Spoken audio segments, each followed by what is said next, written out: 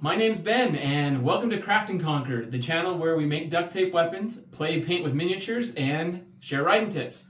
Today I'm super excited for the video that we're doing. When I was growing up, me and my friends and my family would play what we called duct tape wars, where we got together, we made weapons out of duct tape and PVC pipe. One of my favorite styles of weapons that I would fight with in my youth were Viking style weapons. So in today's video, we're going to be working on making a duct tape Viking longsword. So meet me at the table while we craft and conquer this project.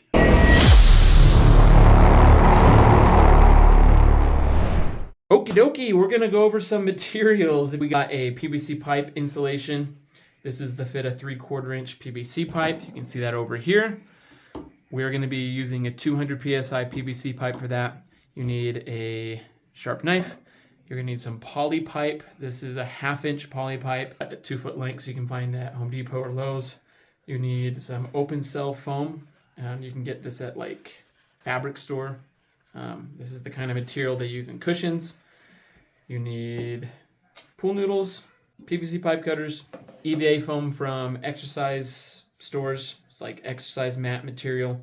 You'll need your duct tape and tape measure. And that's it. A marker. You need a marker. Oh, and this is just craft foam. You'll need some craft foam. We're going to cut our PVC pipe to the right length. So I'm going to cut this PVC pipe to the right length. I want my Viking sword to be 36.5 inches overall, which means for this particular sword, I need to have the core needs to be 3 inches shorter than what your overall length will be. Plus whatever your pommel is down at the end, you also need to subtract how much your pommel takes up. So for this particular PVC pipe Viking sword, I'm going to cut it at 32 3/4. 32 3/4. So by the time it's all done with the pommel length and the tip length, it will be about 36.5 inches. So 32 3/4, cut that. All right, now that we have that done, we're gonna go ahead and do some markings on the PVC pipe for the handle. The blade of this sword is gonna be 30 inches. The stabbing tip, to be safe, is about 3 inches. So I'm going to give me the 3 inches there. And then I'm going to mark this down at 30. With the PVC pipe core prepared and cut at length, we're going to do our first part of the blade. We're going to take our PVC pipe insulation. We're going to line it up with the line that we made for the handle mark. And we're just going to cut it just a little bit past the end of the PVC pipe. Not very much. Straight down. And we're going to slip that on. Now with most PVC pipe insulations, you'll notice it has this split. Try not to split it wide open. You want that to stay intact for the integrity of your blade. All right, I'm going to just get it to that line that I made. I'm going to find that line, and I'm going to make sure it runs nice and straight. With the PVC pipe insulation on our core, we're going to tape it to the handle, and I'm just going to use some silver duct tape for that. The length, just long enough to secure it.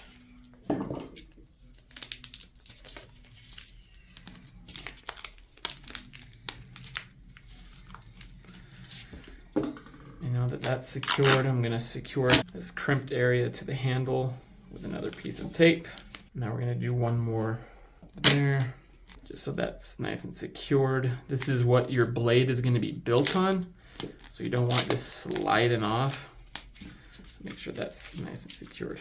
All right, so with this initial foam core over our PVC pipe core, we are ready to prepare the blade part to give it our blade shape. I need to first reinforce this core foam by using some clear packing tape. I'm gonna wrap this entire thing with clear packing tape. I use clear packing tape because it's lighter. You could use duct tape, but that just makes the blade heavier. And the reason why I do this is it just protects this foam, this layer, so it doesn't break down as easily to the pipe. And it also seals this split so that doesn't open up during combat. So we're just gonna spiral up it, kind of making sure I pinch that seal shut. Okay. Next, take a strip, and I'm going to cover the end of the PVC pipe there. I'm going to grab my EVA foam now, make a little plug. Just cutting a circle in there like that. All right, so with our plug in place, with our foam core around our PVC pipe core, we're going to put the blades on. And this is what gives the blade a traditional sword shape, so it's not round, just like a noodle. And you do that by taking your other part of your PVC pipe insulation. You're going to line it up down here so it's the same size. And you're going to go past your foam core about an inch or so. With that measured, you're going to slice it in half. I like to use a split, and you just cut it all the way down completely in half. Make sure your knife is sharp. I'm going to use this knife. You want to make sure these get as even as possible. It's a little bit tricky. So I'll start by cutting the split open. I'm going to cut directly in half. Not exactly in half, but it's maybe close enough.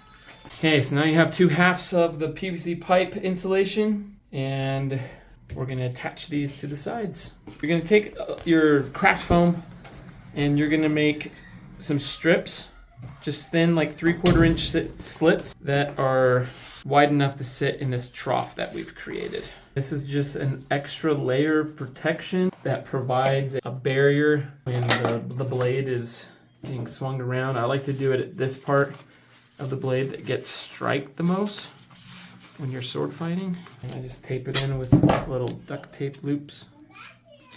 Sits in there like that. Put those in place. Time to attach them.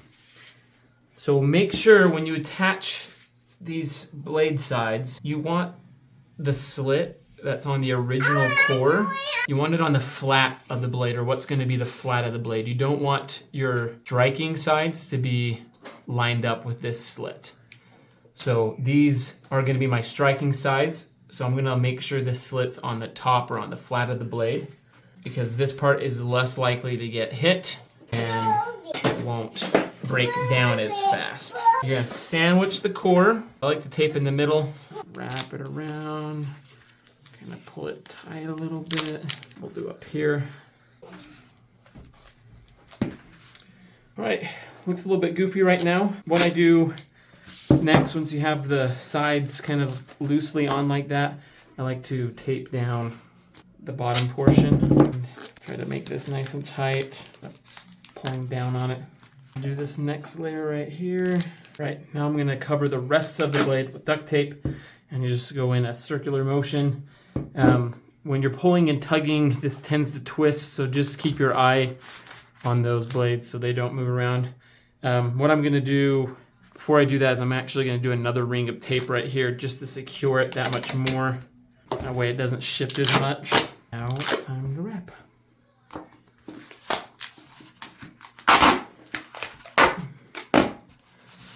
I like to overlap my tape rolls about 1/4 inch overlap.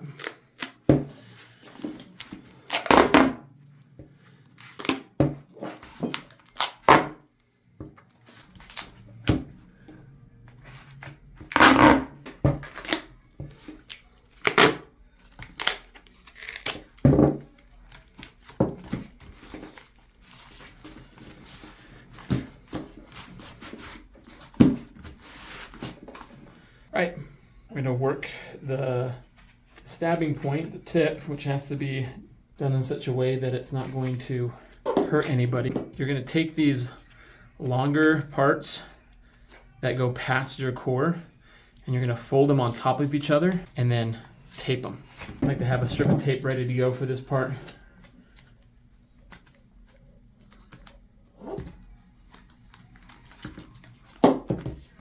We'll go have one go the other way.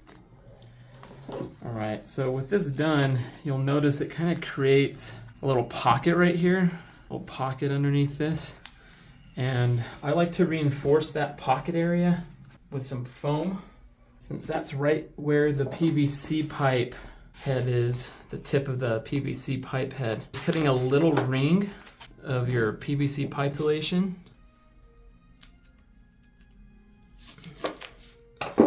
And then taking these and securing them in that pocket. Now, it's gonna look a little bit goofy, but if you press it down tight enough, it's not that bad. And safety first. I like to really press that foam down, center it, get it inside that pocket, and press down. Boom! And that doesn't look like a sword tip. That's right, it doesn't. That's where our open cell foam comes in handy. So you're gonna take this piece of your open cell foam, and just to give you an idea, this one is about 2 inches thick. It's what I use, but you're gonna cut a triangle out of it. And this is gonna be your top, your stabbing point. Now, what I have found is if you tape this or put the tape directly on this foam, when it compresses, it stays compressed. So I like to put a barrier between this open cell foam and the tape. I have a little piece of tape ready to go. You're gonna take a grocery sack, like a Walmart sack. You take your triangle foam, you put it in the grocery sack, and you twist it up, not too much. I wanna make it super tight, and then you just, where my scissors go?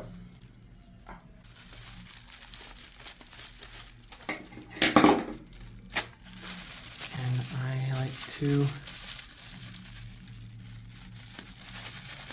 tape. So now, your foam triangle is wrapped in a grocery sack, and now you're ready to attach it to the tip. Get a length of tape, and you're just gonna put it on one of the sides of your triangle, center it, and press it down a little bit. And you're gonna do it to the other side. This is a time where you can start shaping the tip so it looks how you want it. Got a little bit of a part there that's strung a little bit. And now I'm gonna do the top, and just follow the same pattern. Now, the top is extra bendy, so I don't press it nearly as much. I'm gonna do this side. And now for the top, just center that, bend it over. And now I use tape to cover all those crimps to give it the finishing touch here. The nice thing about this style of sword tip is if it breaks off in combat, it's pretty easy to put a new one on. You just follow that exact same process. But to prevent that from happening, I'm going to do a couple lengths of tape this way. All right, there's our sword tip. All right, on to the cross guard. For the cross guard, I use that poly pipe, and you cut the poly pipe to the desired length of your cross guard. Because this is a Viking sword, those cross guards weren't that big. So this one's gonna be kind of a short one. And I have this piece of foam as a reference. This is what I'm gonna be using for my pommel. I want a little bit longer than my pommel. So we're gonna try that with your... And in order to get this on, you need to cut some slits in the pipe. I like to use this pipe because it's sturdy and be utilized as a cross guard, but it's a little bit difficult to get that slit. So be careful, don't cut your hand. I like to use the printed words here as a guide. Your slit has to be a little bit longer than what you think. So I'm gonna go about 1 inch from this edge and cut it all the way to the inch to this edge. And then I'll do it on the other side as well. You don't want this slit to wander, because then it will mess up this next step when you're trying to attach it to your handle. So just be very careful how you do it. All right, hopefully you can see that slit. Now I'm gonna do it on the opposite side. To make sure I have it lined up, I'm just gonna stab my knife tip all the way through the other edge. So kind of know where it's at. Do it for the same on this side. All right, so I have my 2 marks. Now I'm just gonna line them up. Do this with supervision if needed. Make sure that's even. Make sure that's even on this side. Now for this next step, you can use a heat gun or you can use an electric stove, but you're gonna heat up the center of this pipe so it's pliable. And once it's pliable, you're gonna pry it open and you're going to slip it over your PVC pipe. I'm gonna use a stove, so I'm gonna go heat it up. I'll come back. Okay, well, it's soft, hot. You're gonna work it over, woo, woo. Okay, you're gonna put it on the top like that, center it, and then burn yourself again. There you go. Slide that bad boy on. Woo! It's hot. Okay, I'm gonna attach the cross guard now. We're going to let that cool a little bit, and we're gonna use some silver duct tape. I like to cut it in half or so. And I'm just going to wrap this around it at an angle. I'm gonna go around it a couple times this way.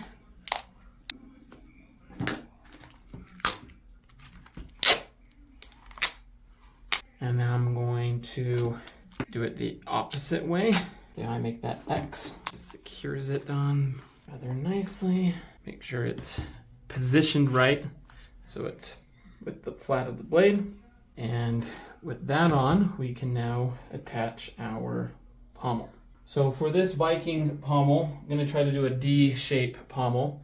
And I have this piece of pool noodle that I've cut into shape. What I did was you cut it to the desired length and then cut a hole in it, an X. That's where your PVC pipe will go into.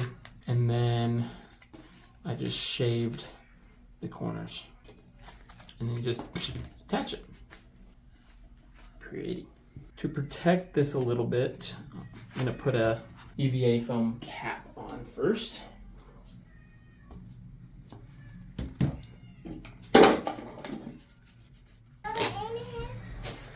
All right, I'm gonna just tape this cap on like so. I'm gonna put this back in. This is just one way to do pommels. This is just one way. Now this has some holes in here, so I'm gonna cut some more EVA hole plugs just to go in there, just to keep that from collapsing. Just give it some structure, some stability, and make sure it's lined up. Now time to tape. I'm gonna do a first strip of tape across like that. I'm gonna do the same for that side. So much of these kind of swords are experimenting on what works best.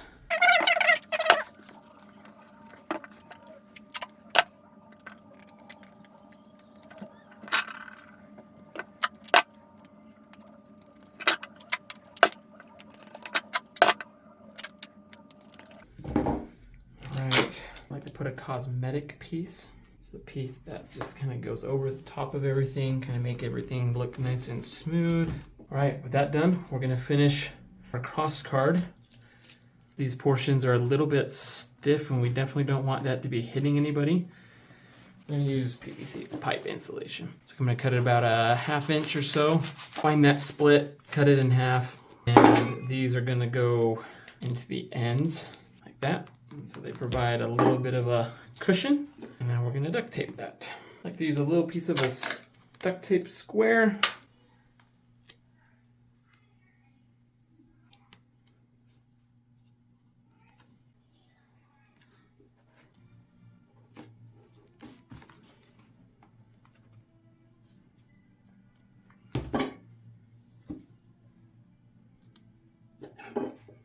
Now we're just gonna cover the rest of the black. Gonna use a strip of duct tape. Again, this is just for cosmetic purposes.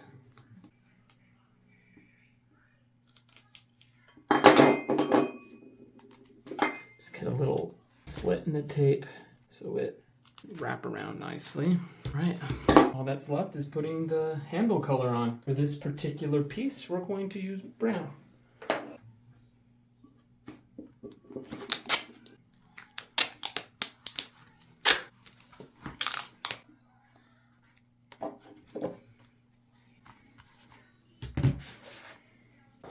So the last thing I like to do, again, this is cosmetic, is to take a length of tape and put it on this side. Just gonna place it on the flat of the blade here.